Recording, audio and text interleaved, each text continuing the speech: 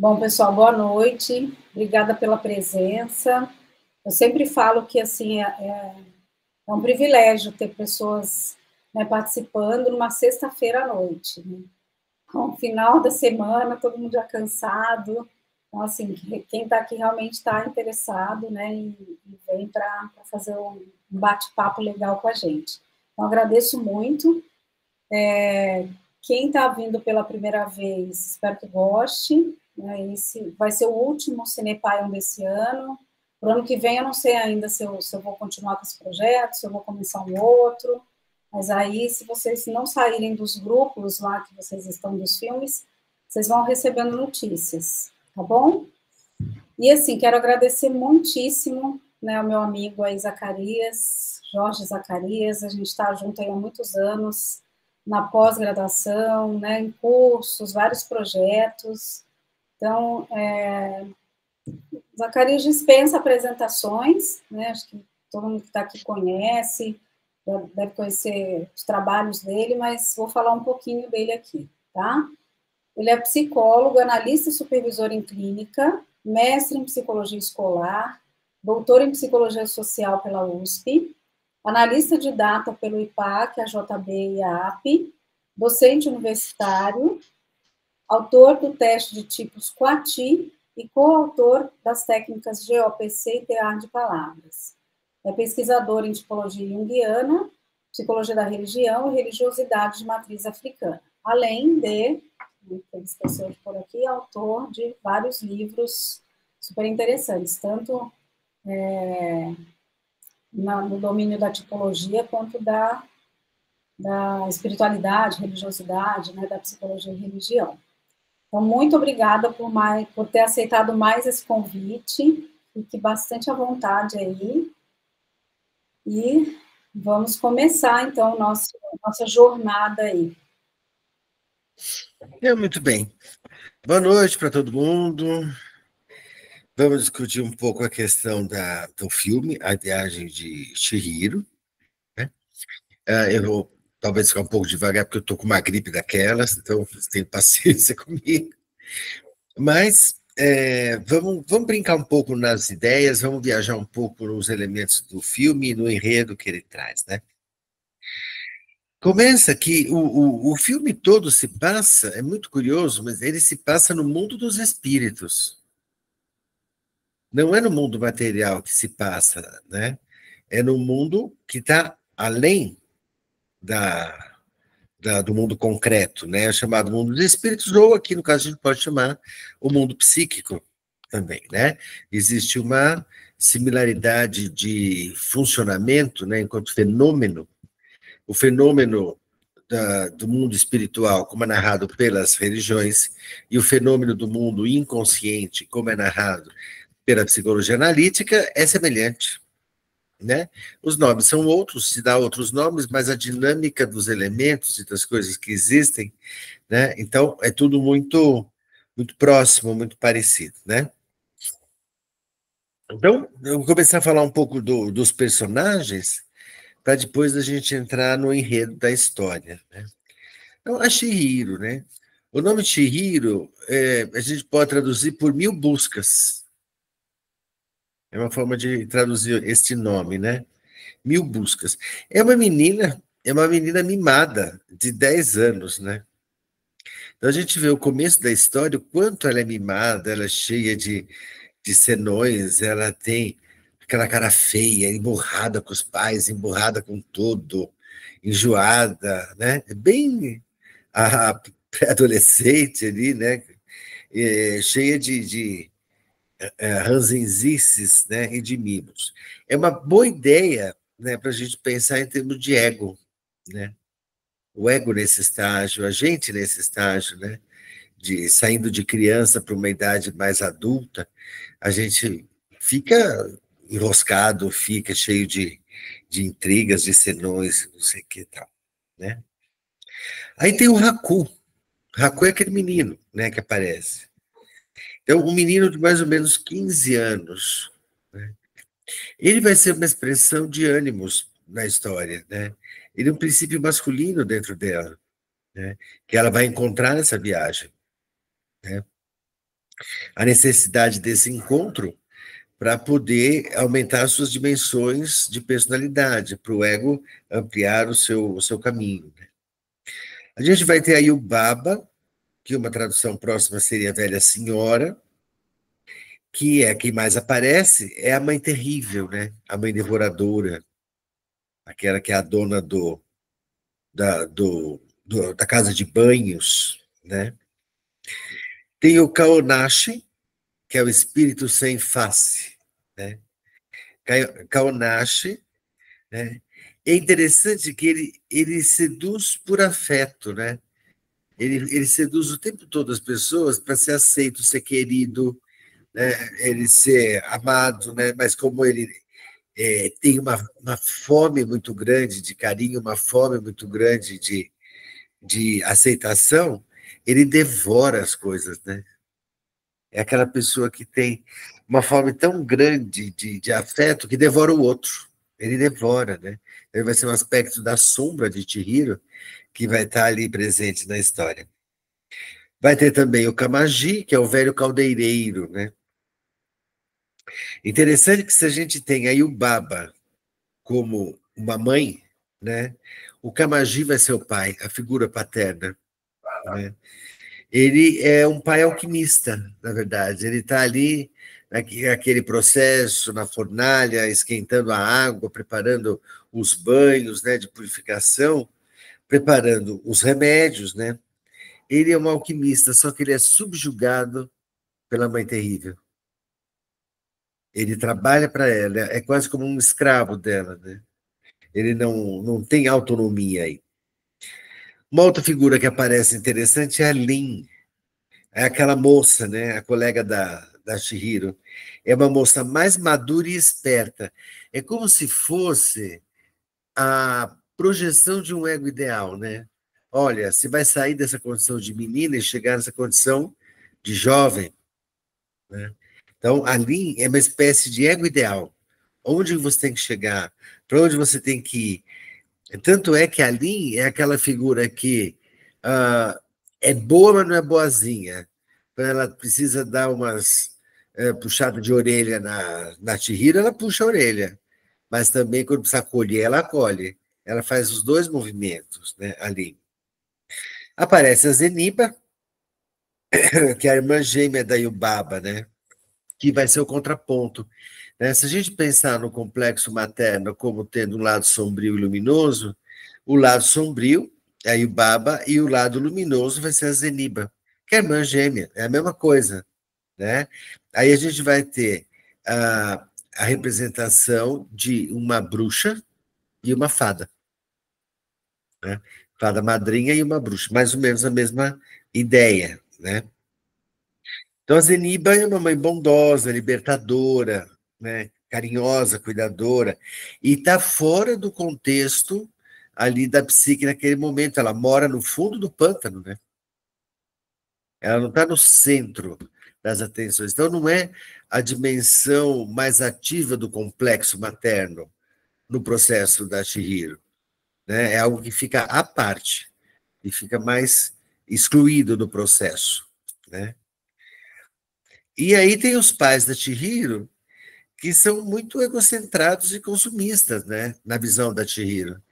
Eles querem comer, eles querem se divertir, eles querem suas coisas, né? Não estão nem aí para ela. Provavelmente, essa percepção dos pais é que vai criar nela esse sentimento de falta de afeto, falta de carinho, né?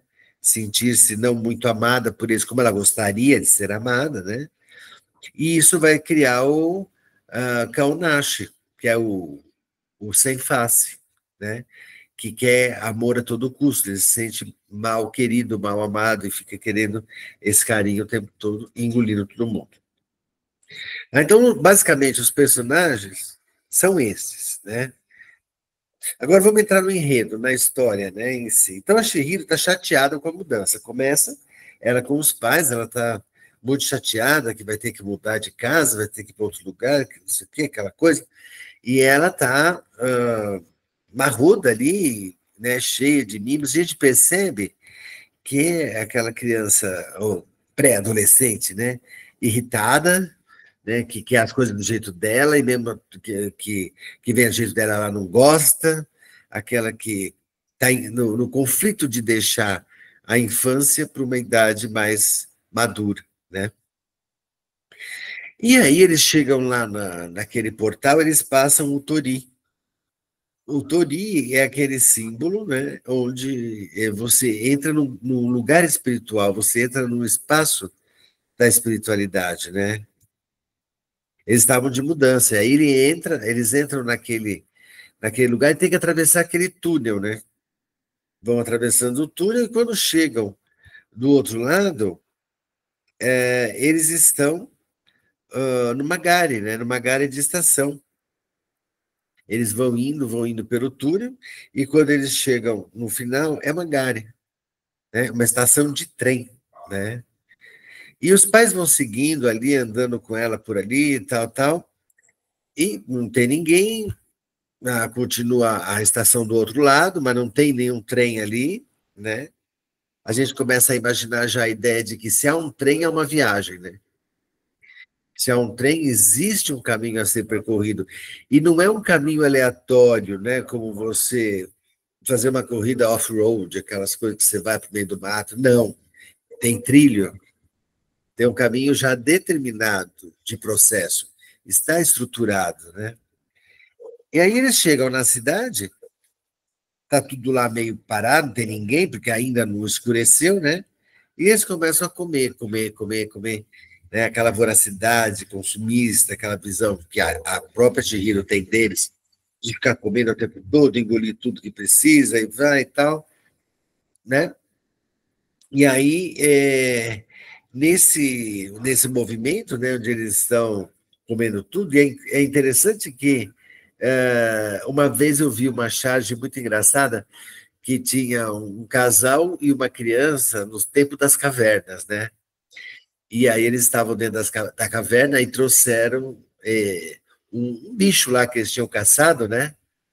Estava assado e eles puseram entre eles, então tinha o pai, a mãe e a criança no meio. E aí começaram a comer com tanta voracidade que aí quando acabaram de comer só estava o pai e a mãe.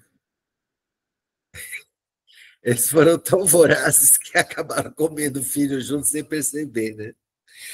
Então essa é uma possibilidade desses pais que devoram, né, a filha, né, no caso, a Chihiro.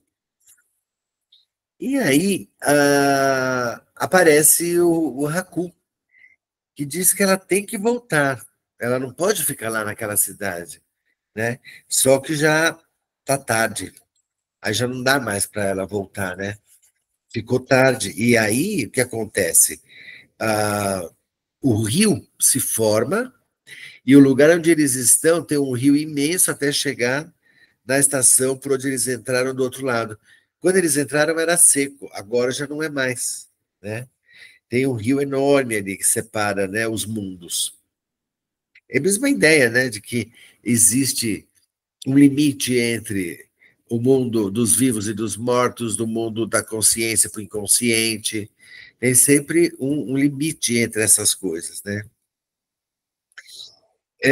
Então, esse rio está separando os mundos. Agora ela ficou perdida dentro do inconsciente, perdida naquele mundo fantástico, né? Só que para ficar ali, ela tem que comer alguma coisa, né? Ela tem que se tornar um espírito. Não dá para você ficar no mundo dos espíritos com um corpo. Você tem que ser um espírito. Lembra também a história da Perséfone, né? Quando vai para o submundo, né? E ela come a romã e ela é obrigada a voltar para lá. Então, essa coisa de comer algo no outro lugar, né? Para você fazer parte daquele lugar, né? Às vezes é uma coisa até engraçada que a gente vê hoje em dia na vida comum, né? Alguém só vai fazer parte da casa da gente se veio e comeu algo com a gente em casa. Aí, se a pessoa sentou na mesa e comeu com a gente, ela se torna amiga da casa. Já repararam isso? É uma coisa muito comum, né, do dia a dia. Quando é aquela visitinha que fica só na sala e toma só um cafezinho, necessariamente não faz parte da casa. Mas se chegou na casa, foi na cozinha, sentou na mesa, comeu um bolo, comeu uma pizza, alguma coisa, a pessoa acaba sendo incorporada na casa. faz parte. Então, o comer é como se você assimilasse aquele lugar e aquelas pessoas dentro de você, então você pode fazer parte do grupo, né? A gente vê também em tribos, né? Que quando você visita uma tribo, você tem que comer o que te oferecem para fazer parte da tribo, né? É importante essa história de comer, né? Ou seja, de ingerir e você assimilar aquele lugar, aquele povo onde você está e tudo isso. Então o trem aparece várias vezes, né? E a gente vê que tem um caminho que é determinado, que são os trilhos, né? Vai ter um caminho a ser percorrido, tem algo a ser feito, né? E aí ela vai encontrar o Kamaji, que é esse alquimista, né? Que é submisso a Yubaba. Então, o que esse Kamaji fica fazendo? Ele trabalha nas caldeiras, né? A gente pode pensar no aspecto de calcináceo da alquimia, né? Então, a raiva que a Chihiro expressa lá com os pais no começo, aquela ficar emburrada e não sei o quê, é uma calcináceo, né? Ela está fervendo por dentro, né? As caldeiras estão lá e ela ferve com isso, né? Então ela foi ver aonde que é essa região, né? Onde fervem as coisas, o aspecto da raiva, da emoção mais destrutiva. Está lá o Kamaji cuidando disso, esse alquimista. Mas essa calcináceo, ela pode ser útil para você se transformar, e não para comer tudo, queimar tudo, mas para transformar em algo novo, em algo diferente, né? E aí vai aparecer a Lin, né? É aquela jovem que ela é autônoma, ela sabe o que faz, ela tem a cabeça no lugar, ela é muito mais madura que a Chihiro, né? Ela é estrategista. Tanto é que é uma coisa interessante que nos caminhos, quando tem que pegar o elevador de um lado para o outro, ela disfarça a Chihiro aqui e ali para poder passar nos lugares, ir para cá e para lá, né? Então ela é uma estrategista, né? Ela é uma figura ainda do inconsciente, né? Se a gente pensar a Chihiro muito mais sentimento, a linha é muito mais pensamento.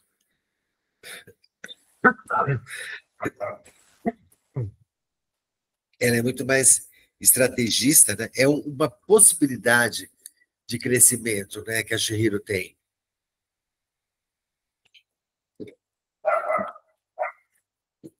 Que já se mostra ali como uma figura possível para o futuro, né? E aí chega a Yubaba, ela entra na história e ela já chega falando para Chihiro que ela é chorona, inútil, fraca e mimada. Tá certo que ela diz verdades, né? Porque a Chihiro é tudo isso, né? Quando ela entra lá, aquela menininha chorona, mimada, fraca, né? Inútil, né? E aí o Baba não precisa fazer carinho nenhum, ela é mãe terrível. Ela vai jogar na cara da menina o que ela realmente é. E são esses aspectos que precisam ser transformados no processo de iniciação para a idade adulta, né? Porque é como se ela passasse num ritual de iniciação, saindo da infância para a idade mais adulta, né? Então a Yubaba é essa mãe terrível e é o complexo central da trama, né? Ela que vai ser a personagem mais atuante, que vai lidar com a Chihiro o tempo todo. Embora a gente pode dizer que a Chihiro seja o personagem principal, né? A coadjuvante mais importante é exatamente a Yubaba, né? Junto com o Haku. Esse trio são os mais importantes, né? Então, ela é toda poderosa, ela tem a casa de banhos, né? E é muito interessante que é uma casa de banhos para os deuses, né? Então, no Japão é muito comum casa de banho, né? Os banhos são coletivos, as pessoas. É como uma sauna da nossa cultura, né? Mas tem muito mais coisas, né? Tem os banhos, tem o furô, tem não sei o quê, barará, né? Então é mais ou menos essa mesma ideia, né? Onde os deuses é um spa para os deuses, olha que chique. É o spa que eles vão lá descansar um pouco, né? E essa Yubaba é interessante que ela tem um bebê gigante, né? Ela tem um filho. É um bebezinho gigante. Então, como é que a mãe terrível vai ficar boazinha com você? Se você for um bebezinho no colo dela e fizer tudo que ela quer, aí ela te mima de tudo quanto é jeito. Ela vai botar você para cima, vai fazer as coisas, vai brincar com você, jamais vai te dar uma bronca, mas você tem que ser um bebê. Se em algum momento no colo dessa mãe você quiser ser adulto, aí ela vira um bicho, aí ela vira devoradora, né? Aquelas figuras assim. A mãe, quando tem lá o filho e cuida ele cheio de mimos, enquanto ele se comporta como uma criancinha mimada e quer os carinhos dessa mãe, e fica nos limites dela, não sai de casa, porque só com ela em volta dela e tal, ela é um doce. A hora que ele começa, que é o que acontece na adolescência, a querer ter autonomia, querer sair, querer fazer suas escolhas, aí ela vai virar aí o baba. Aí ela vira um monstro devorador. Tanto é que aí o Baba trata super bem esse bebezinho. E ele é um tirano, inclusive. Ele faz dela o que ele quer, mas com tanto que ele não saia dali. Ela vai fazer tudo o que ele quer, com tanto que ele não queira ter autonomia, né? E ela fica mimando. Então a gente pode pensar esse bebê como uma figura de Pua, eternamente no colo da grande mãe, né? Que ele fica sendo cuidado, ele fica sendo mimado, né? Pela grande mãe, mas tem que ficar ali. Se ele quiser sair, a coisa muda de figura. E aí acontece uma coisa interessante, que é a mudança do nome da Chihiro para Sen. Então, quando a gente entra nesse mundo do inconsciente, ou esse mundo das descobertas mais profundas, uma coisa importante é a gente manter a identidade, porque você perde o nome, se você perde o nome, você perde a identidade, você se perde naquele mundo. É importante não saber não perder nunca a ideia de quem você é.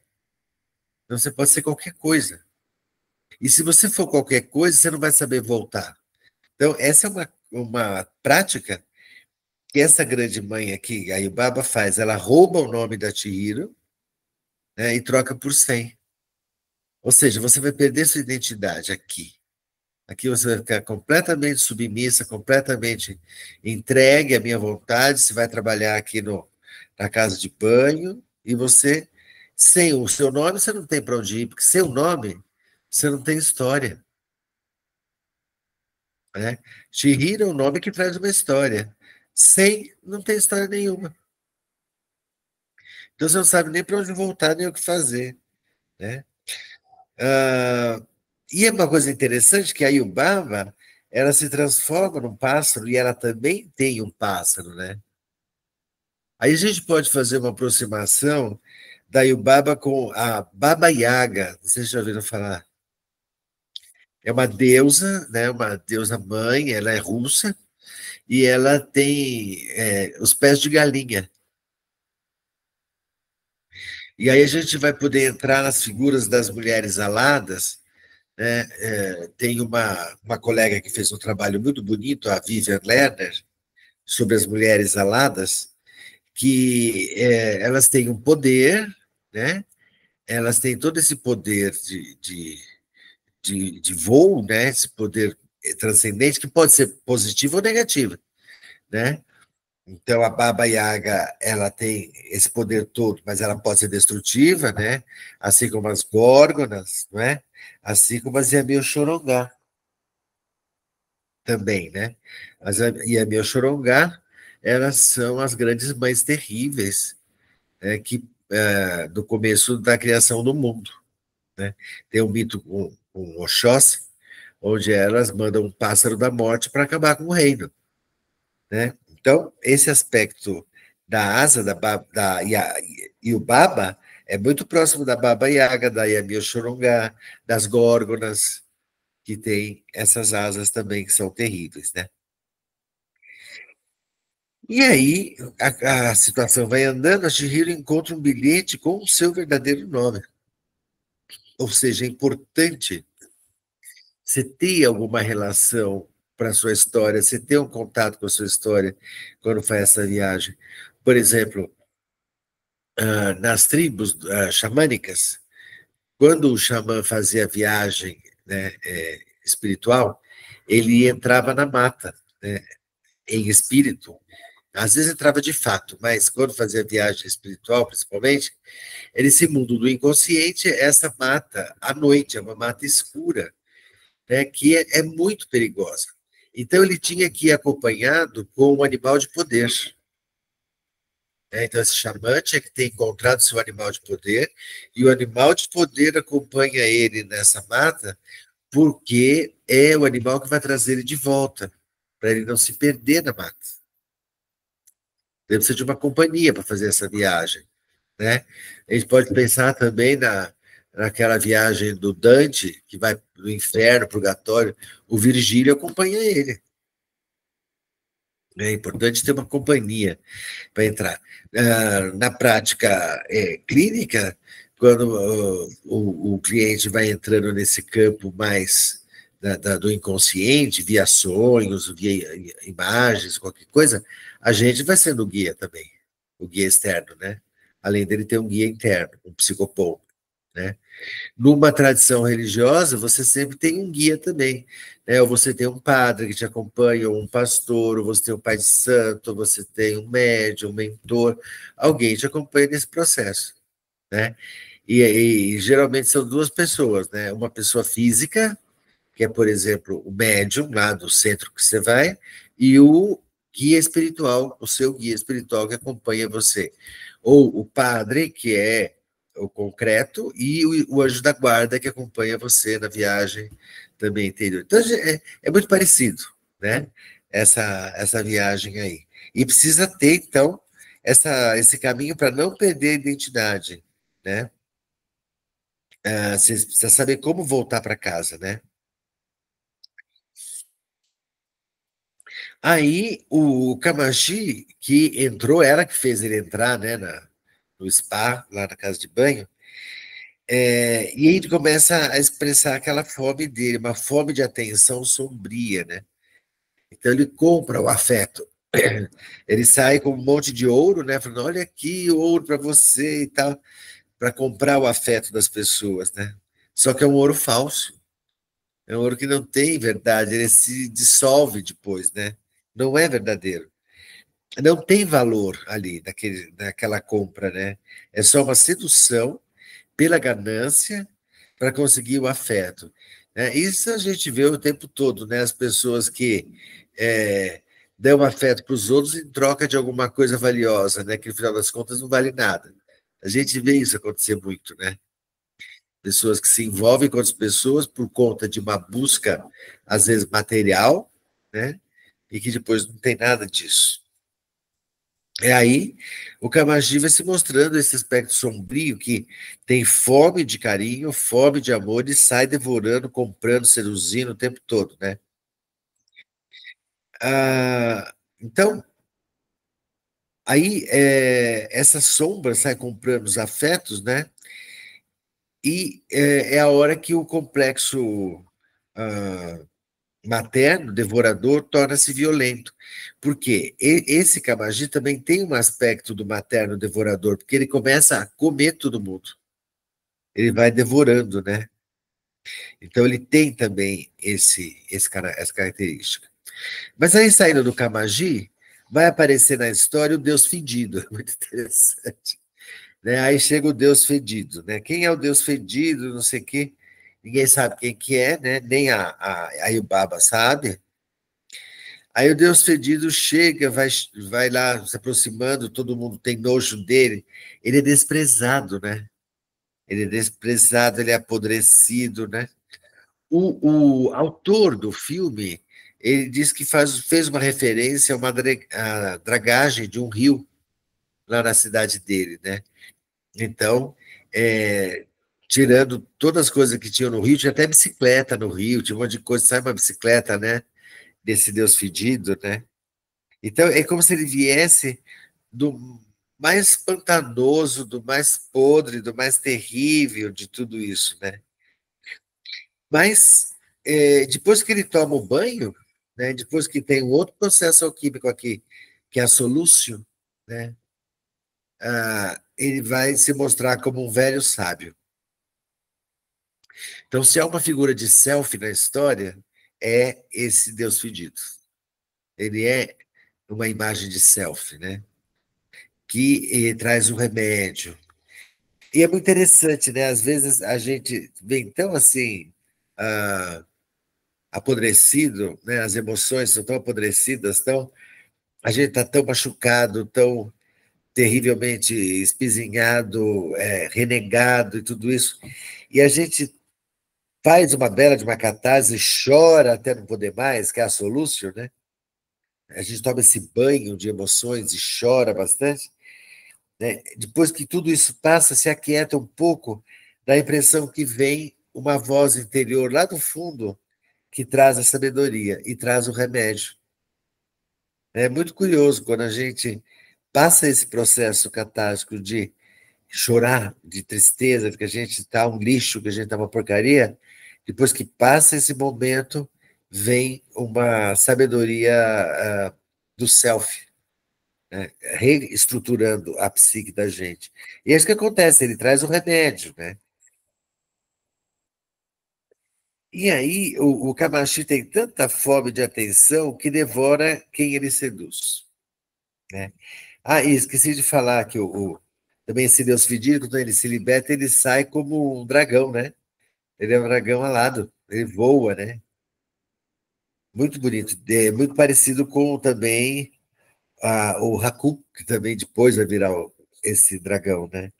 O dragão é uma sublimação, ele está saindo daquela coisa mais barrenta no fundo do rio, aquela coisa lamacenta, para aquele ser que voa no espaço, que voa no céu, no plano mais etéreo da imaginação. Aí ele está voltando pro Kaunash, que está devorando todo mundo, lembra muito o mito de Exu, que ele começa a ter tanta fome, que ele começa a devorar tudo em volta dele. Devora todas as coisas, sai devorando tudo, pessoas, gato, gado, plantas, né? Até que uma hora o pai dele tem que pôr um limite e falar, não, agora você não pode mais. E aí ele vomita tudo que ele tinha devorado e o mundo vai existir. Porque senão ele ia devorar o cosmos, né? Pensa no buraco negro, seria mais ou menos essa ideia. Né? Não, então, devolve tudo para você, e aí você vai ser bem cuidado.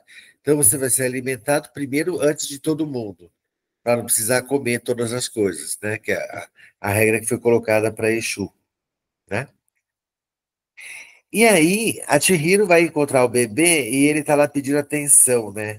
Ah, eu quero atenção, né? O tempo todo, ele quer todas as coisas tal, né?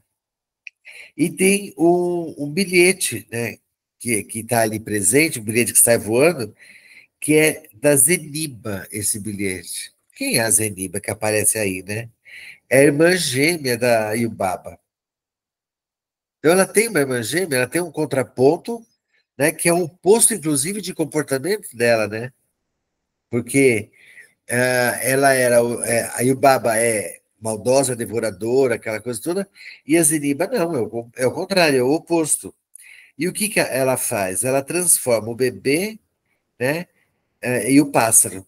Ela transforma eles dois, o bebê num ratinho e o pássaro numa mosca, né?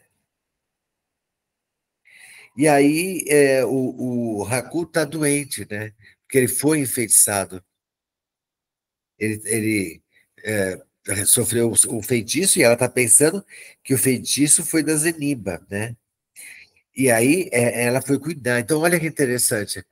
O Animus pode ser enfeitiçado pela grande mãe, porque se o Animus entra no jogo do desenvolvimento da menina, ela vai para a adolescência, ela vai se apaixonar por alguém, ela vai para o mundo, ela vai, não é? Só que aí ela vai deixar o colo da mãe, a mãe não pode permitir isso, né? Então tem que impedir a todo custo que esse apaixonamento, que esse despertar do ânimos ou da ânima, aconteça. Ela tem que impedir isso de qualquer jeito. E é aí que ela envenena.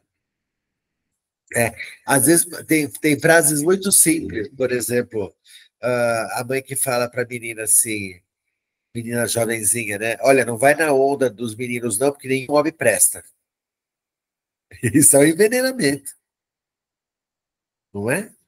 Está envenenando para não ir.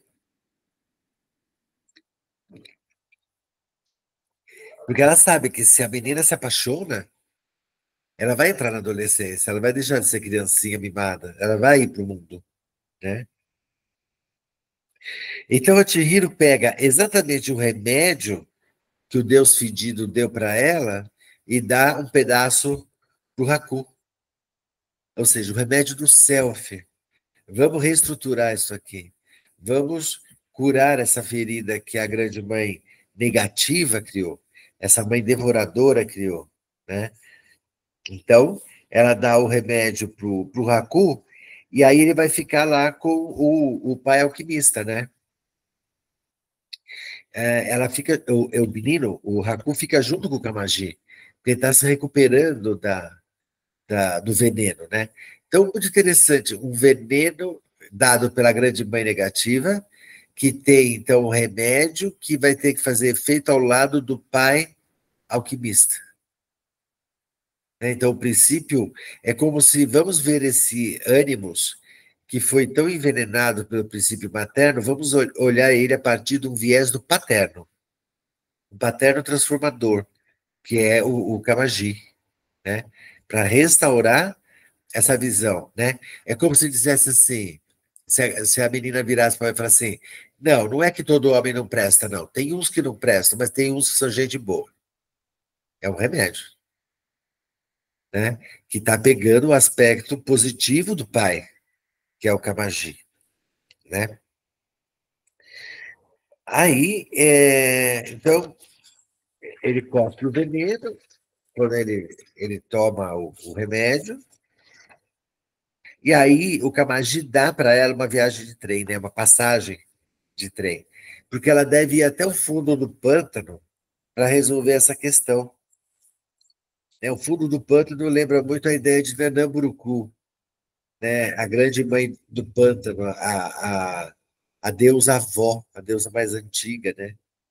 Então, é aquela que dá origem ao corpo físico, que empresta a lama para fazer o corpo da gente, né? E depois recolhe essa lama no final da vida, quando a gente morre, o corpo decompõe e volta para o pântano, né? Então, essa lama do corpo, ela vai fazer uma associação onde ela vai encontrar Nanã, essa avó que deu possibilidade da vida e existência, né? E aí o Camagi dá o bilhete para ela de trem e ele diz uma coisa interessante, o trem não volta, assim como o tempo e o desenvolvimento. Ou seja, uma vez que você saiu da fase da infância e entrou na adolescência, você não volta a ser criança. Saiu da adolescência e entrou na idade adulta, você não volta a ser adolescente. Saiu da idade adulta, entrou na velhice, você não volta a ser adulto, você está na velhice. É sempre para frente que caminha, né? O trem não volta. A gente está numa linha contínua de tempo, né? Ah, e aí, ah, ela vai ainda conversar com o Calmanche, né? Que vai questionar para ele a solidão, que é a que o Deus sem face, né? Qual é a sua solidão? Você não tem ninguém? Porque ele não tem ninguém, né?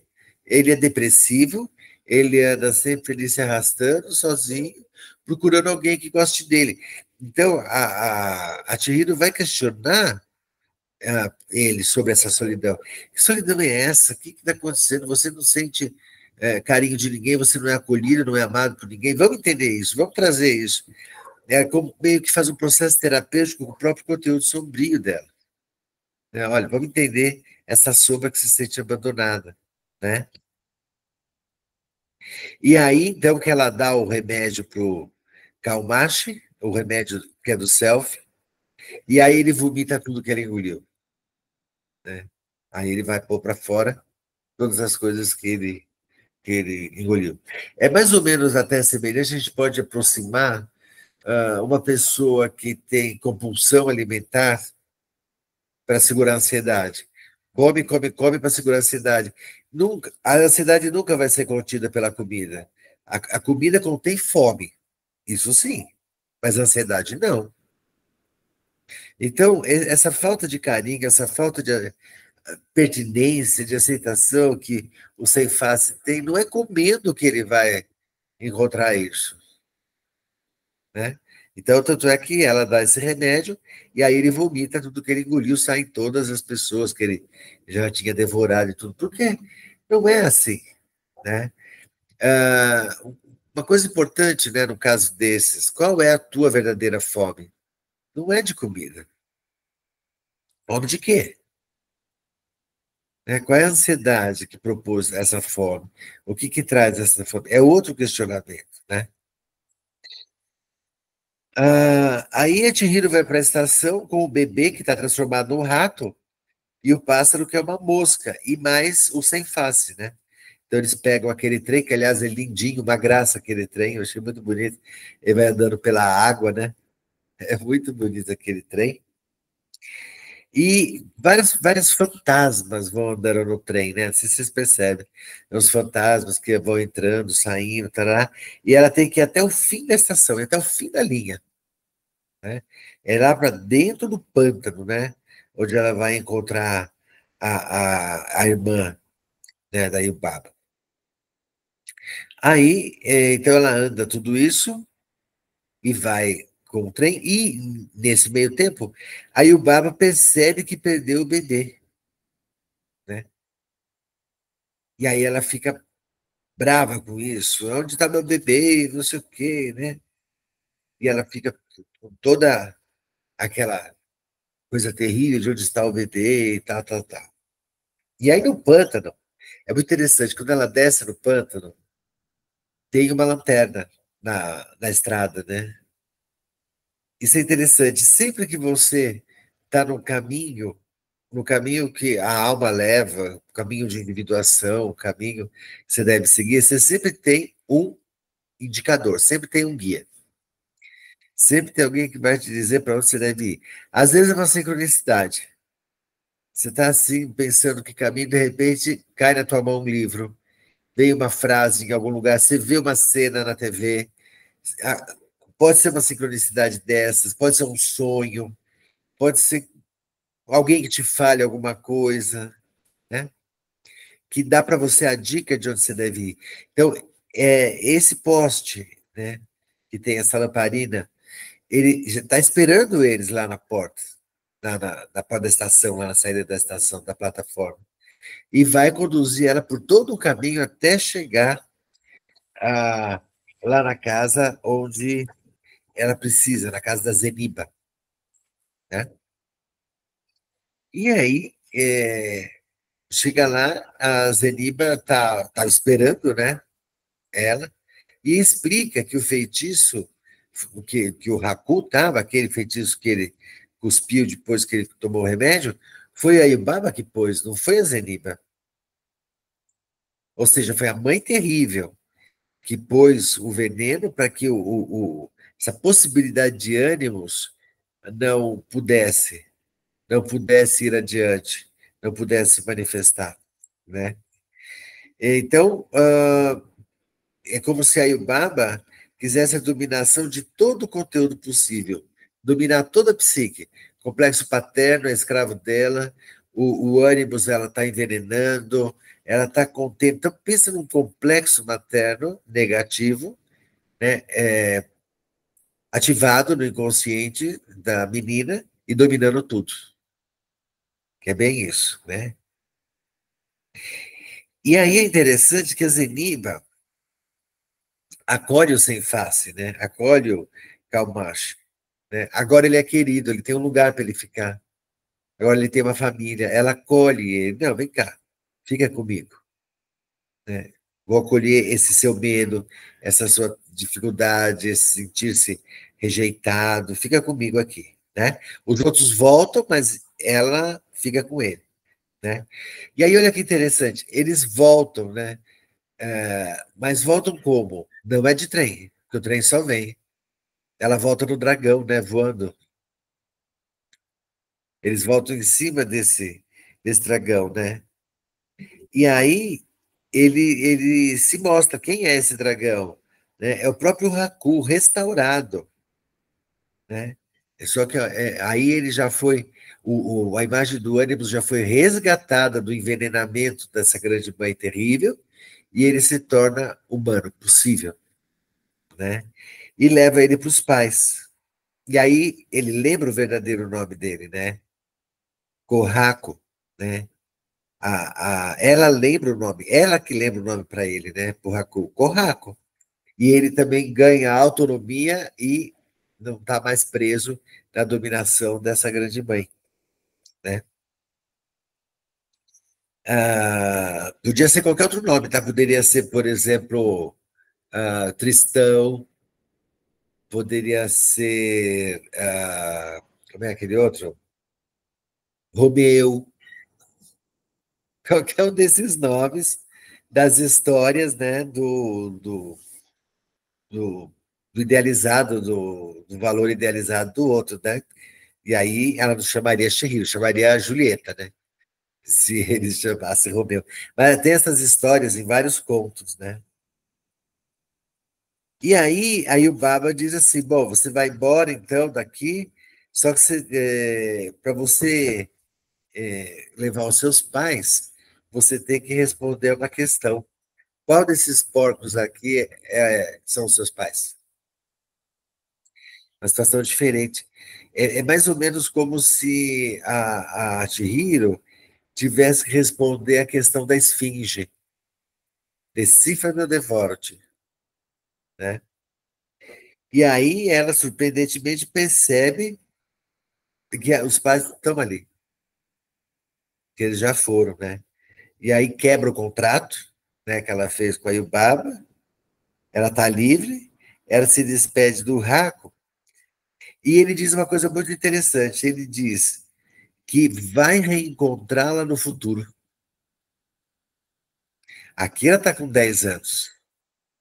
Quando ela tiver com os 15, ele vai aparecer de novo, provavelmente, né? Só que aí encarnado na figura de alguém de carne e osso, que vai ser a projeção, né, desse amor idealizado que vai projetar em alguém e aí ela vai se apaixonar, né? Vai precisar desse primeiro momento aqui de interiorização, né? E aí quando ela tem que ir embora, então ele diz, ó, agora vai, o rio secou, né? Dá para caminhar até a estação de trem, e ele diz assim, vai, mas não olhe para trás.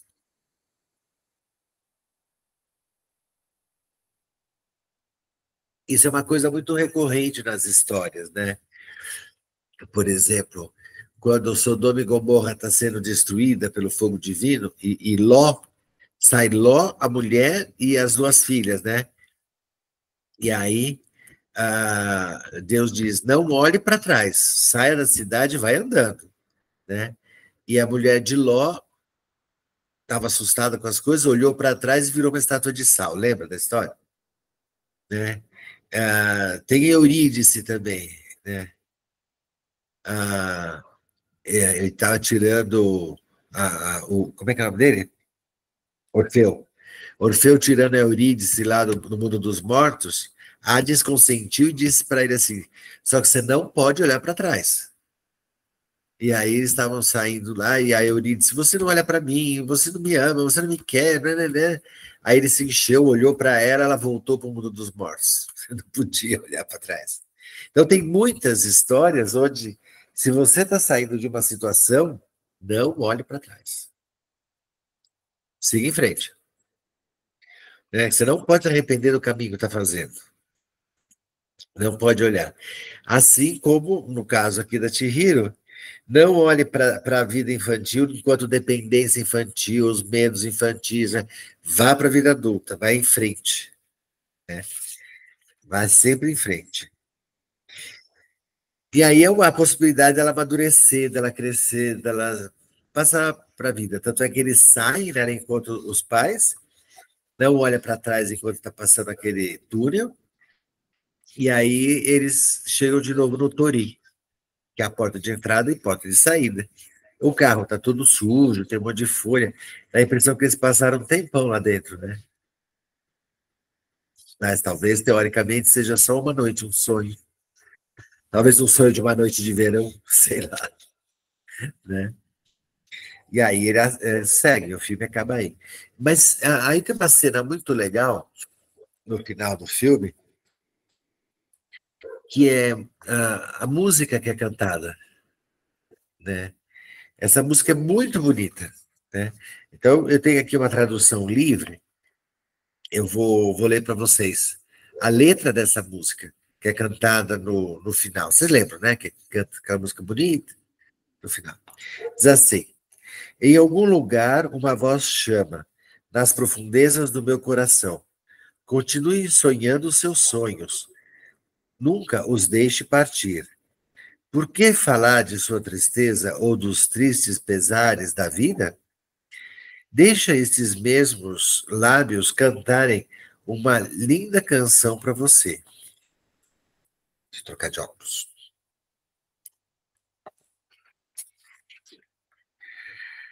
A voz sussurrante não são. A voz sussurrante nós não esqueceremos. Em cada lembrança, sempre ali para guiá-lo. Quando um espelho se quebra, estilhaços se espalham pelo chão. Lampejos de uma nova vida refletem-se por toda parte. Janela de começo, quietude, nova luz do amanhecer. Deixe meu corpo silencioso e vazio ser preenchido e renascido. Não há necessidade de procurar fora, nem navegar pelos mares, porque está brilhando aqui dentro de mim. Está bem aqui dentro de mim. Eu encontrei uma luz que está sempre comigo. Essa é a letra da música, que é a música tema, né? É muito bonita, muito bonita. É emocionante, a gente chega no final do filme, assim, realmente emocionado, né? Porque é uma história bonita, né? De resgate, uma aventura, né? A gente pode pensar, a Chihiro é uma heroína que faz o trabalho heróico de encontrar a si mesma, né? De desenvolver a si mesma. É isto que eu tinha para dizer. Agora os comentários de vocês, as perguntas.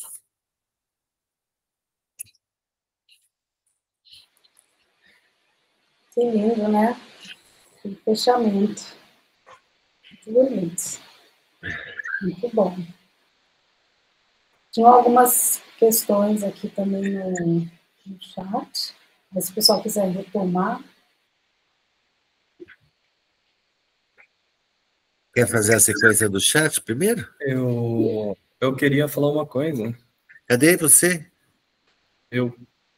Aonde? Você quer que eu ligue a câmera? Claro, senão você fica um espírito sem que eu corpo. tô meio de... Tá mal. Não ligo, não. Todo mundo é comum. Senão a gente fica conversando com o espírito, entende? Você está encarnado, meu filho. Se você puder.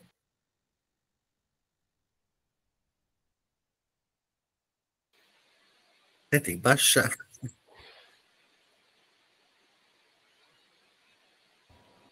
Lucas, cadê você, homem?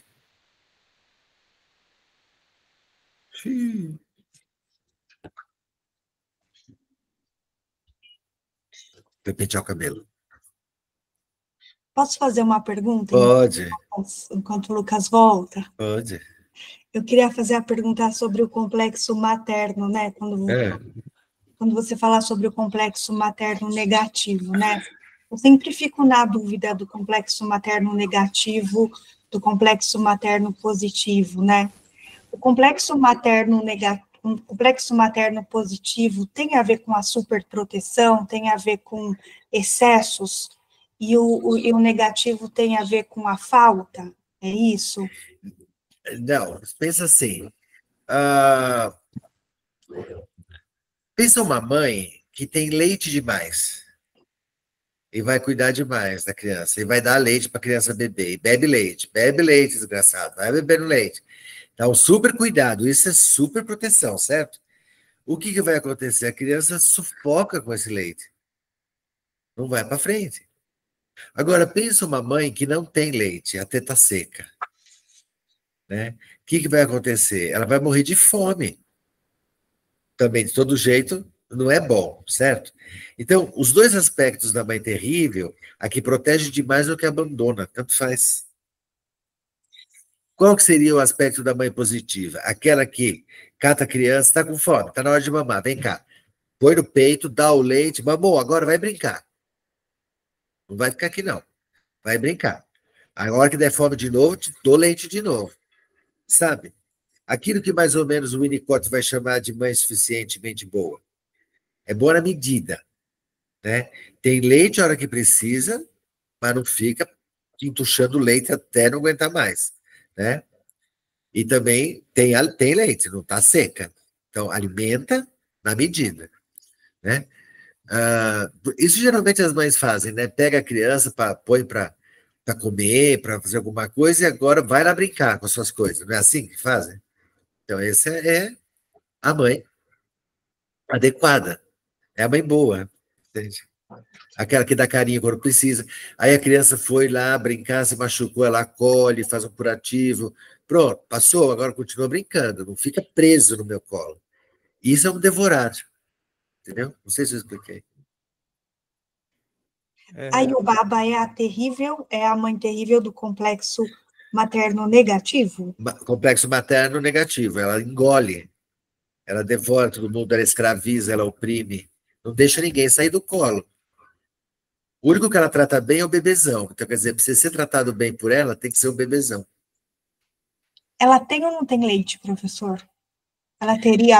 Ela tem leite pro bebezão. Só para o bebezão. É. Só para ele. Porque qualquer um que questione, ela não tem paciência, não. E o bebezão, ela mima.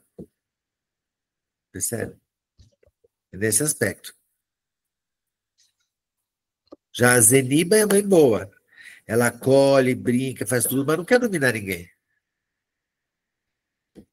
A Zeniba é tranquila. Uma outra parte que eu acho interessante também é aquela questão do nome, né? A questão de tirar o nome é uma forma de, como se estivesse apagando a identidade, entende? Isso. É a questão do se reencontrar, do se... Isso. Essa jornada de recuperar o nome, né? Isso. Exatamente. Apaga a sua identidade. Sem o seu nome, você não tem história. Exato. Como você sabe para onde ir e seguir adiante se você não sabe quem você é, o que você quer? Se você não sabe de onde veio, como é que você sabe para onde vai? Exatamente. É exatamente. Isso aí. É isso aí. Ah, que bom que você apareceu, Lucas. Obrigado. Então, você acredita, na hora que eu fui ligar a câmera, crashou o navegador aqui. Aí... É que eu gosto de conversar vendo, assim é mais gostoso. Concordo. É que aqui tá um pouco bagunçado, aí eu... Não tem bagunça nenhuma aí, tá tudo certinho. Obrigado. Eliane? Boa noite. Eu gostaria de saber sobre a estaca, na hora que ela está lavando o deus de lama, o deus lá, o sujo, a Chihiro vê que tem uma estaca e tira. Eu queria saber o que isso simboliza, o que isso significa. Tem muitas histórias de estacas que são fincadas em personagens e eles param o desenvolvimento, param de crescer, né? São presos pela estaca. Uma vez que tira aquilo, desentope, vamos dizer assim, né? Algo que está entupindo, que não deixa vazão. Uma vez que tira aquilo, ele extravasa, não é isso? Às vezes você tem alguma coisa que está entupindo. Precisa tirar essa questão. Por exemplo, é muito comum no processo terapêutico, né, você falar com o cliente, ele diz assim, bom, mas conta um pouco do teu pai, não sei o quê. Ah, não quero falar disso. Aí tem uma rolha entupindo. Aí passa mais tempo, não, mas então conta um pouco como é que era a sua infância com seu pai. Ah, não quero falar disso. Então, você percebe? Ah, aqui tem um negócio que está emperrado, que está entupindo, que não deixa ele falar. Ele não pode falar disso. Né? A hora que tirar essa rolha, vai ser um vagalhão. Pensa assim, quando você pega uma pia entupida, né? E a hora que você bomba ali, o negócio vai com tudo, não é a água. Mesma coisa. Acho que o interessante é que isso aconteceu durante o banho, né, dele. Sim. Uma questão de que, tipo, como se foi uma limpeza mesmo, né? Uma limpeza, absoluta. Foi. E as melhores águas que nós temos para limpar a alma da gente são as lágrimas. Às vezes a gente chora por alguma questão, aquilo faz uma limpeza. Na alma, né? Eu gostaria de saber sobre uns papeizinhos que ficavam grudados quando o menino estava como um dragão, e nele feria, e nela grudou um apenas. E eu queria saber se isso simboliza os pensamentos que feriam o ânimo dela e que ela colhe algum. Aqueles papeizinhos me intrigaram muito, pareciam uns papeizinhos, né? Eles vieram da Zeniba, não foi? Mas estava grudado, estava vindo machucando o dragão. Porque Que ele apareceu para ela todo machucado, mas nela gruda um. Eu lembro que isso me chamou a atenção, porque grudam nas costas dela. Isso é uma ideia que precisa vir, um ponto, mais ou menos como assim, quando a Cinderela está lá chorando, porque ela não foi no baile, o vestido todo rasgado, de repente aparece uma estrelinha, é a fada. É aquele bilhetinho que vai fazer o contato dela com a Zeniba. Sabe, aquele insight que vem, pera, olha aqui, vem cá, vem ver esse aspecto meu aqui, né? A mãe positiva que chama para ver, né?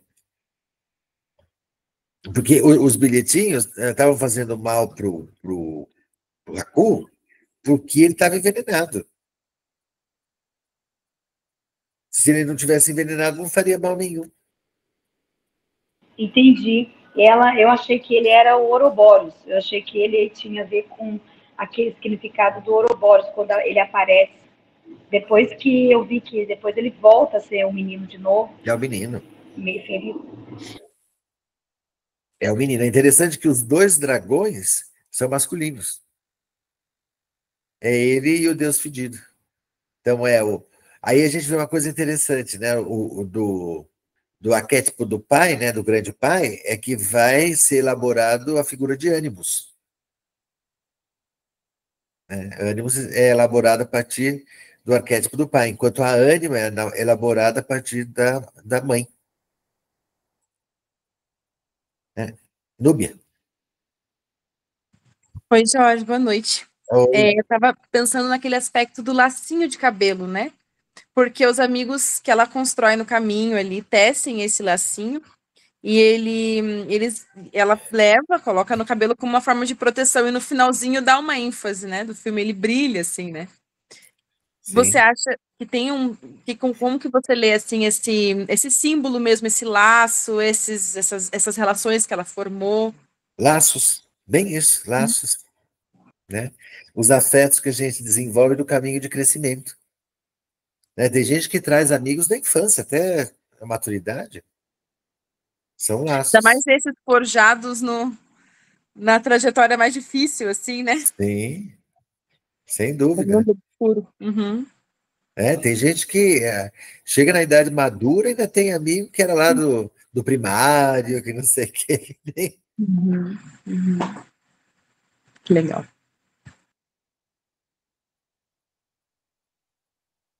Que massa.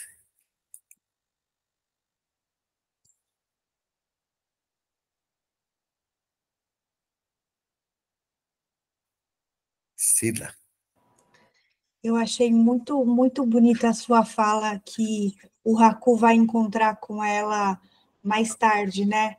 Aí eu me lembrei muito da minha infância, e dos meninos que se aproximavam, né?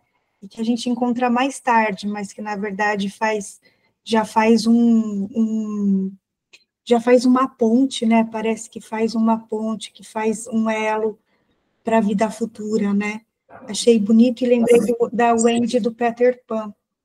Sim, também. Aqui tem uma pergunta, é um aspecto da Chihiro, o bebê gigante, né, que você perguntou. Tudo que está no filme é a Chihiro. Né? Só que ela, enquanto ego, é a figura principal e todos os outros personagens são os outros aspectos do inconsciente.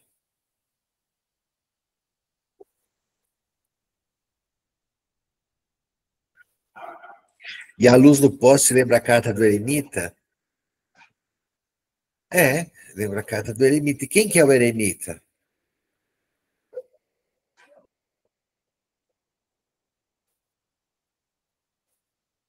É aquela carta que é aquele velho segurando uma lanterna e caminhando, não é isso?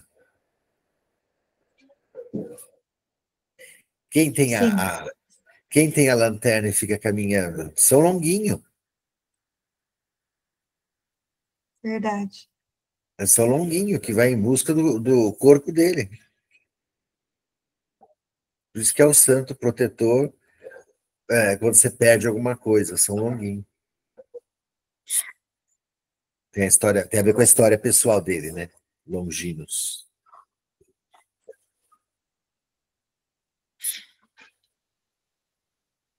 Vocês sabem a história, né, do São Longuinho? Não? Não. Quer saber? Eu não sei não também. Então, lembra aquela cena da crucificação? Que Jesus está na cruz e tudo, aí ele morre, né? E aí não tem aquele centurião que enfia uma lança do lado dele? Para ver se ele está morto mesmo? Hã? Tem sim. Isso. Ele enfia a lança do lado e sai sangue e depois água, não é? E aí ele diz, este verdadeiramente era o Filho de Deus. Ele se converte, né, ao cristianismo. E aí ficou um incômodo muito grande para o exército romano, que era todo cheio de pompa, né? Eles eram todos metidos, claro. Como que um oficial nosso adere a uma religião de um cara que foi crucificado? Lembrando que a crucificação era a punição mais tosca possível. Sabe assim, alguém, um comerciante, alguma coisa, seria morto de outro jeito. Um vagabundo seria crucificado. É o tipo da punição mais inferior possível que se podia dar à crucificação. Então, como que um oficial nosso se converteu a uma religião de um vagabundo? Isso, para o Império Romano, foi terrível. Então, o que aconteceu? Pegaram esse soldado e mataram ele. E aí puseram num caixão e escreveram em cima do caixão Longinos. E foi dito para que os soldados romanos levassem esse caixão o mais longe possível de Roma, para que ele nunca fosse encontrado e nunca essa vergonha para o exército romano fosse vista por alguém. Então, o corpo dele se perdeu. E aí foi dado o nome para esse soldado de Longinos, porque foi o nome que foi escrito no caixão. Daí virou Longuinho, que é o santo que ajuda a gente a encontrar coisas perdidas, porque o corpo dele foi perdido. Né? Por isso que ele anda com a lanterna procurando onde é que está. Essa é a história. É bonito. Ediane. Quando eles mandam a Chihiro lavar aquela banheira mais suja de todas, parece que eles estão rindo, fazendo com que já que ela é iniciante, ela tem que fazer um trabalho. E depois que ela limpa, que deixa tudo muito limpo, chega esse Deus Fedido. Sujo, né? Fedido, né? Tem a ver quando a gente está num processo da terapia que a gente acha que já está tudo organizado, limpinho, daí aí que aparece a podridão de verdade? Pode ser, faz muito sentido. Realmente, faz sentido. É possível. E como você descreve a experiência? E para ela, só completar, Lucas, e para ela, ser uma menina mimada, você pegar e mandar lavar uma banheira suja, imagina, né? Você tem que se submeter ao trabalho. E se submeter a um trabalho que a gente não gosta é uma das características de crescimento, de amadurecimento da gente. Porque a vida não traz só coisas boas e coisas que a gente gosta. A vida traz coisas que a gente não gosta e a gente tem que lidar com essas coisas. Né? Então é uma forma de amadurecer. E aí, quando você acha que você fez... E eu acho que daí quando você acha que você fez muito, porque daí você teve um trabalho árduo, você fez tanta coisa, que você já chegou num ponto de desenvolvimento excelente. Só que daí vem aquele monstro mais imundo de tudo, sujando mais do que podia, mas ela enfrenta. Eu achei que foi bonito. Sim, foi muito tocante, porque ela enfrentou, né? E limpou ele. Limpou. E isso acontece com você todo dia. Todo dia você tem que lavar os pratos da sua pia, não tem? Prato, copo, não tem? E no dia seguinte não está lá tudo de novo sujo para você lavar? E no outro dia também? E no outro dia também? Mesma coisa. Fala, Lucas. Então, eu queria perguntar, na verdade, o que você acha que o trabalho em si representa dentro da obra, porque o que acontece? A Chihiro está nesse momento de crescimento da adolescência, mas ela já começa a experienciar algumas questões de responsabilidade relacionada ao trabalho. Como você discutiria isso? Mais ou menos, como você explicaria? É uma questão de amadurecimento, você aceitar o trabalho que tem que ser feito, admitir o trabalho, fazê-lo da melhor maneira. Às vezes, a gente é obrigado a fazer coisas que a gente não está afim, que a gente não gosta, mas faz parte do processo. Quantas disciplinas a gente teve que estudar na escola que não gostava, mas tinha que estudar para tirar nota, minimamente para passar de ano? Um monte, né? Na graduação, então, quem fez psicologia deve ter detestado estatística, mas tinha que aprender estatística para poder passar de ano. Então, isso é quando a gente tem que lidar com a nossa própria incapacidade, com as nossas dificuldades, sabe? Isso é muito bom para o ego, né? Porque quando a gente faz as coisas e tudo dá certo, eu estou me achando o máximo. A hora que eu tenho que encarar as coisas que eu tenho dificuldade, que eu sou uma besta completa para fazer, e tenho que fazer 3, 4 vezes, senão não dá certo o negócio, que eu percebo que eu sou uma besta, isso é importante para equilibrar o ego. Você não é essa coisa maravilhosa, não. Mas você também não é uma coisa terrível. Você está no meio aqui. Né? É para equilibrar, é importante. Né? Quando uma pessoa que só ganha, ela fica tão insuportável, tão se sentindo grandes coisas, que é difícil conviver. Agora, aquela pessoa que sabe que algumas coisas ela faz bem e outras ela tem dificuldade, ela não é perfeita, essa é a melhor maneira de se viver. Isso é uma pessoa humana. O humano é assim, tem vantagens e dificuldades, tem virtudes e tem defeitos. Isso é importante a gente manter no ego. Entendi. Interessante, eu gostei da sua perspectiva, né? Mas eu acho que é isso, na verdade. Respondeu bem o que eu queria saber. Que bom. Valeu.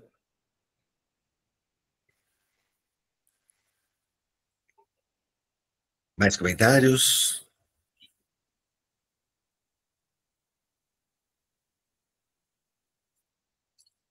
Renato, quer falar? Não? Eu tenho uma... Desculpa, pode falar, Lucas. Não, depois eu faço. Pode falar primeiro. Eu já fiz uma pergunta agora, pode ir primeiro. Você já estava, pode terminar, que a minha vai demorar acho que um pouquinho. Tranquilo. Era sobre a questão, na verdade, é que é um outro ponto agora, mas a questão dos pais se tornarem porcos, né? Por quê? Tipo, se tem alguma representação sobre isso. Que eu entendo que teve relação com a questão deles já virem comendo, certo? Mas, e eu entendo que era uma jornada para ela, né? Não só amadurecer, mas resgatar esse lado da família, mas o porquê? O que a transformação seria para a perspectiva dos pais, na real? Ela os via provavelmente como consumistas, como imediatistas, aqueles que fazem as coisas o mais rápido possível, de qualquer jeito, que dê certo. Né? Ela via esses pais dessa maneira. Né? Aí ela começou a ver de outro jeito a partir daí. Né? Por exemplo, imagina um pai que vai trabalhar todo dia, aí o filho diz, esse pai só trabalha, não liga para mim, mas ele não está percebendo que é importante esse trabalho para poder trazer sustento. Enquanto o pai está trabalhando, ele está sendo carinhoso com esse filho, né? Não pegando no colo, mas garantindo que o filho vai comer no dia seguinte. Às vezes os filhos, as crianças não percebem isso. E essa experiência, digamos que assim, que ela faz de trabalho, então se relaciona com isso, né? Com esse amadurecimento do entender, do fazer, mesmo aquilo que você não quer, né? Não gostaria, mas como uma, tipo, entender as atitudes dos pais não só como oferecer aquilo que você quer, né? Sim. Muitas vezes oferecer aquilo que você precisa. Não é nem o que você quer, é o que você precisa. Né?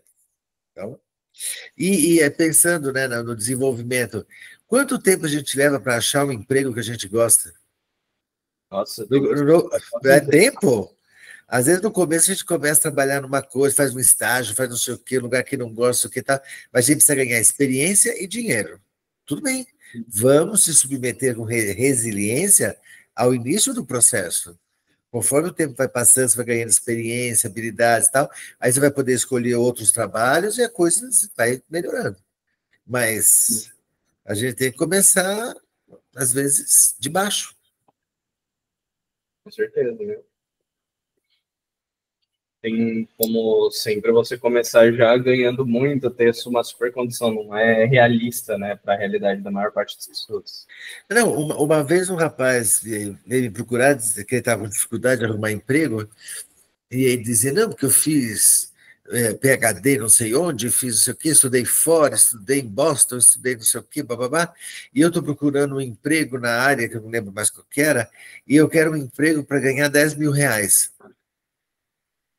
Nossa. Eu falei, mas você já trabalhou alguma vez na vida? Não, mas eu estudei aqui, estudei ali, estudei não sei onde. Mas você nunca pôs na mão na massa. Não, mas esses diplomas que eu tenho, isso me garantem 10 mil por mês. Não, senhor. O senhor vai começar como estagiário, vai trabalhar numa empresa, vai ganhar 2 mil reais e olhe lá. E daí você vai crescer. Não é assim. Aí ele ficou bravo comigo e foi embora. Da sessão. Nossa.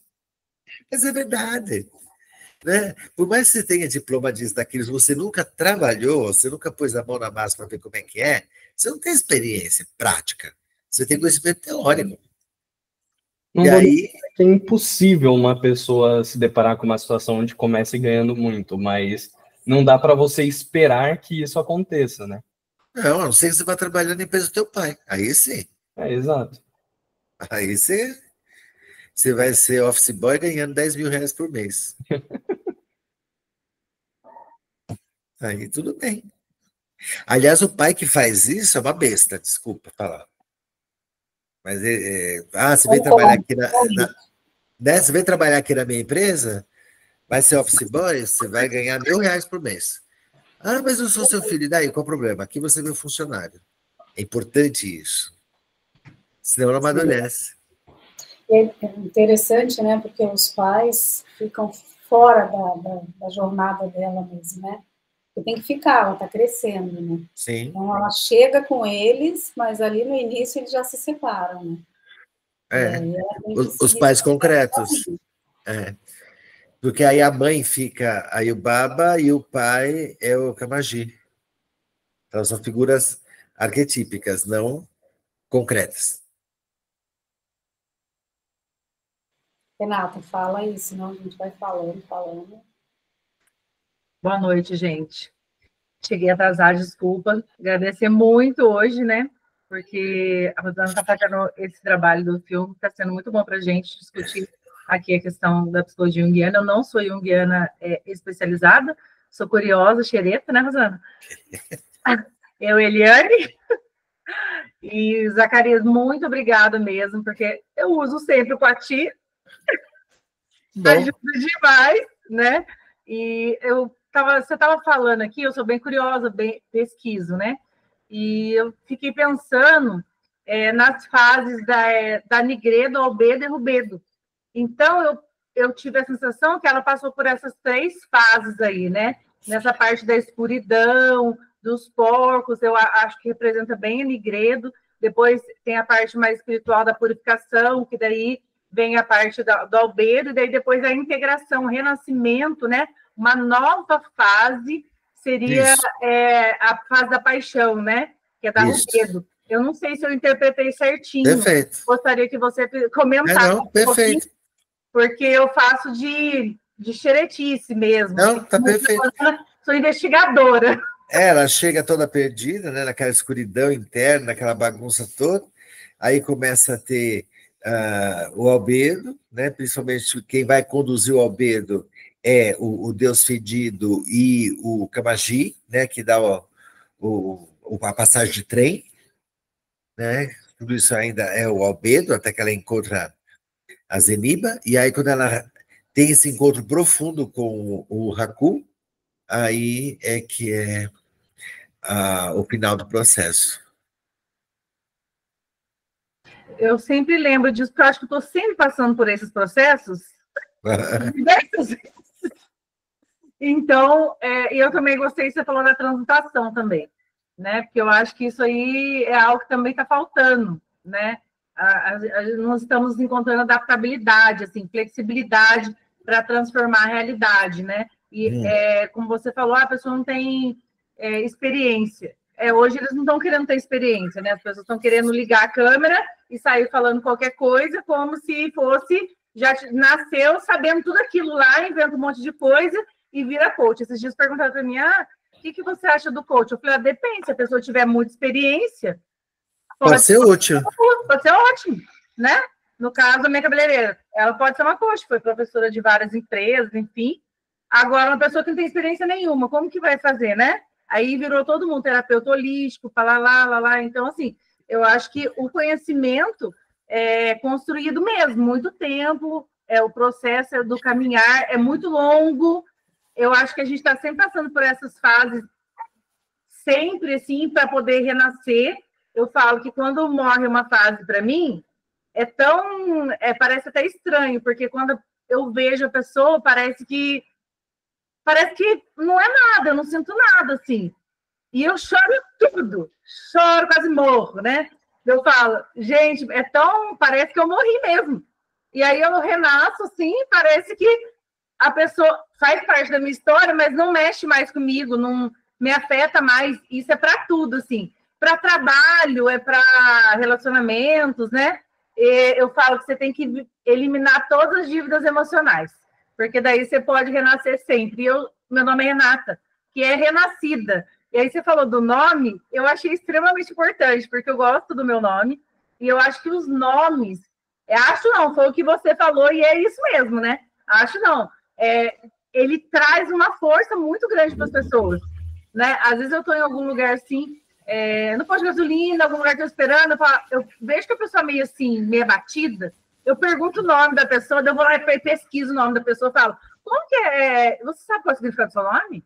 Aí sempre falo para a pessoa, eu falei, nossa, olha como que seu nome é importante, como que seu nome é forte, porque assim, as pessoas elas não sabem o significado do nome delas.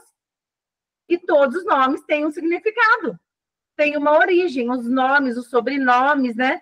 E independente de como que foi que chegou aquilo para a pessoa, que tem gente que não sabe como chegou, né? Às vezes foi homenagem para alguém, às vezes foi junta de 2 nomes, às vezes foi uma projeção realmente, mas tem sempre um significado. E quando a pessoa toma posse do nome dela, ela tem para onde olhar quando ela se perde, que você falou. E eu acho isso extremamente importante, assim, da gente trabalhar com quem trabalha com educação, quem trabalha com atendimento clínico, né? Tá sempre resgatando essa história realmente do nome. Então, achei bem importante, assim. Eu não vou comentar mais, senão vou acabar com o horário. Legal, é isso mesmo. A Renascida dos Barros. Renata de Barros do Espírito Santo. Uau! Você é divina. Olha, Deus me ajuda muito, Espírito Santo me ajuda bastante, viu? Amém. Amém.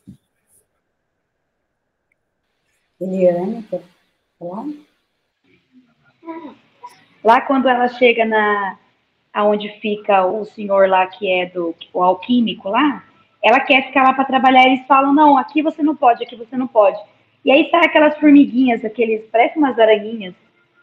E aí ela pega, cai em cima de uma e começa a chorar, ela ajuda. Aí todo mundo percebe que pode fazer aquilo, que daí ela faz o trabalho por ela. Naquele momento ali, qual que seria a mensagem? Eu fiquei meio confusa naquele momento. Por que ela ajuda, mas atrapalha ao mesmo tempo, né?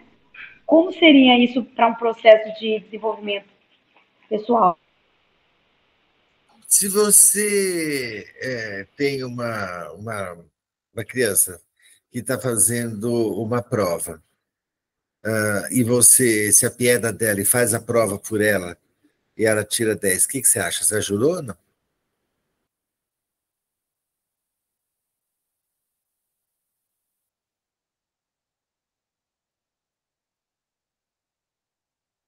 Às vezes a ajuda que a gente quer dar só atrapalha.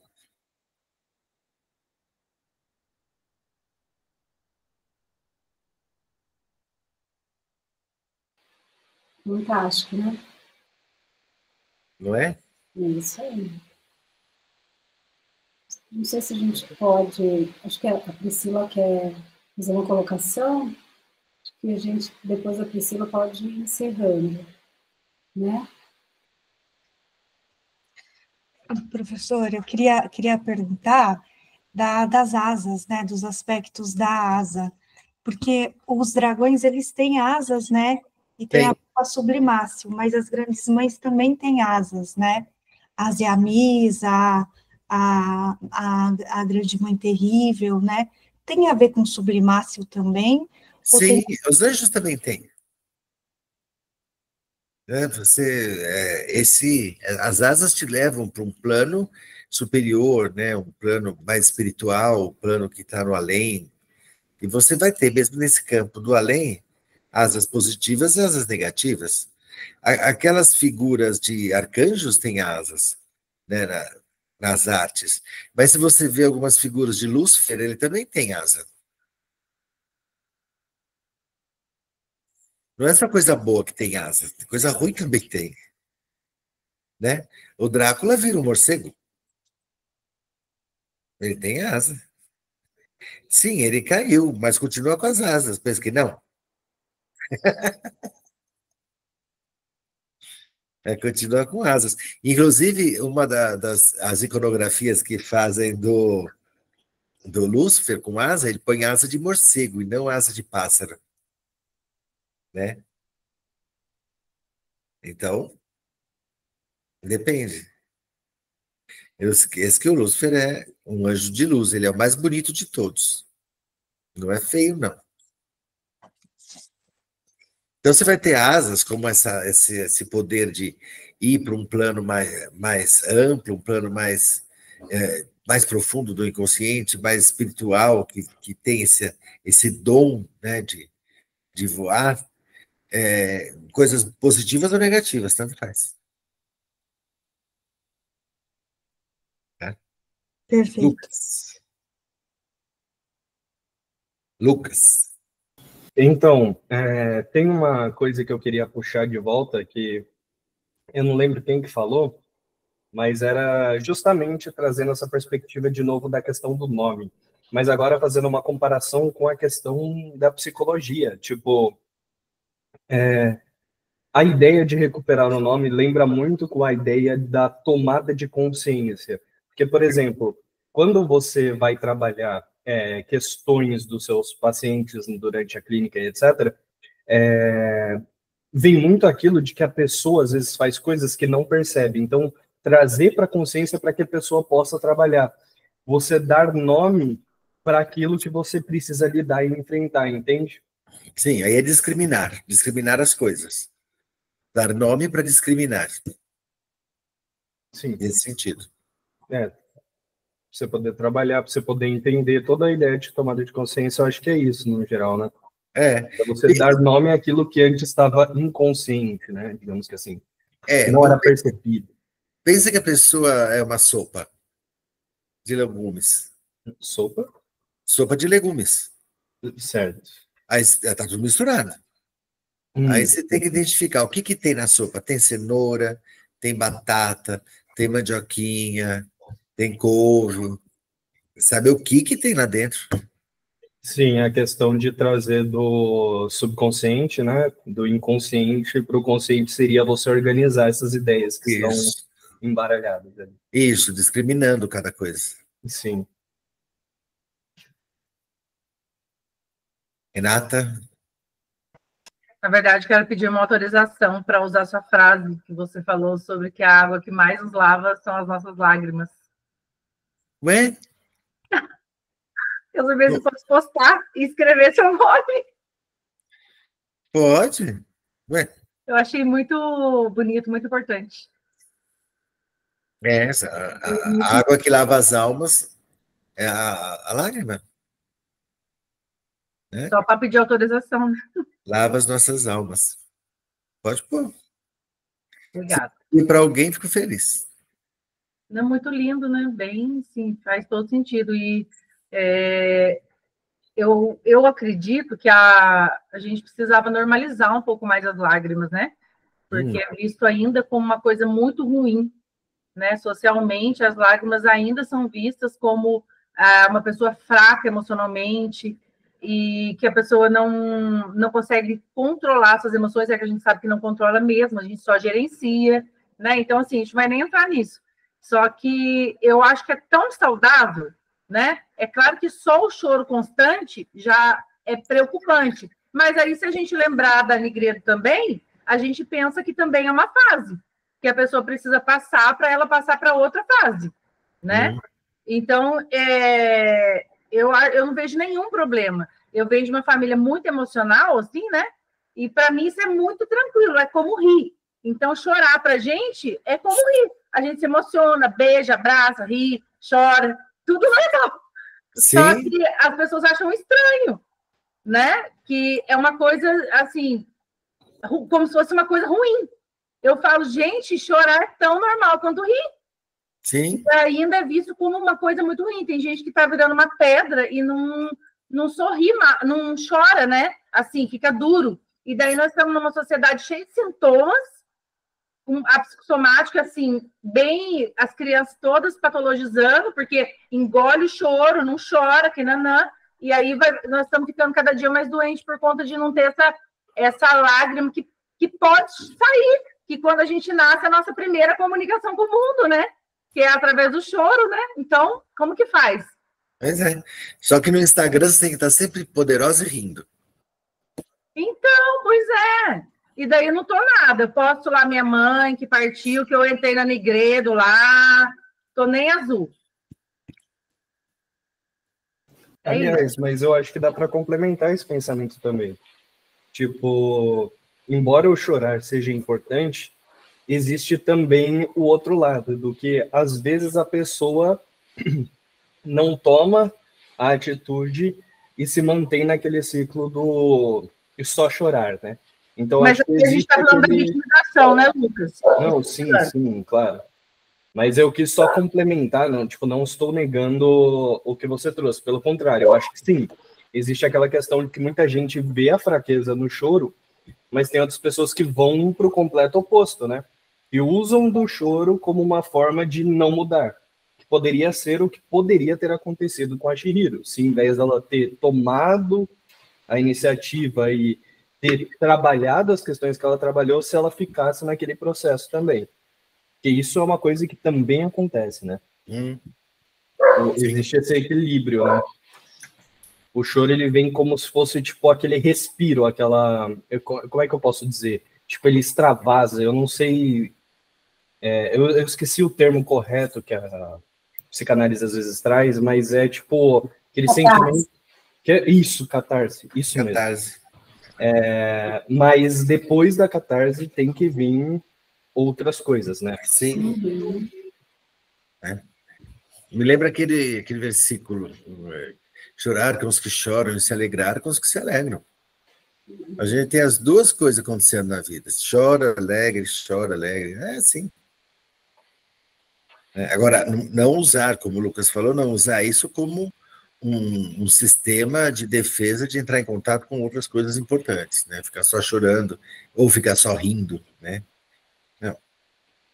As duas coisas. Integrar, né? Isso aí. Olha, eu amei. Achei linda a sua visão aí, né, dessa viagem de Chihiro, essa jornada heróica linda, essa passagem tão dura, né, às vezes da infância para a adolescência. E quero te agradecer muito pela noite de hoje, agradecer a presença de todo mundo e espero que a gente se veja em breve.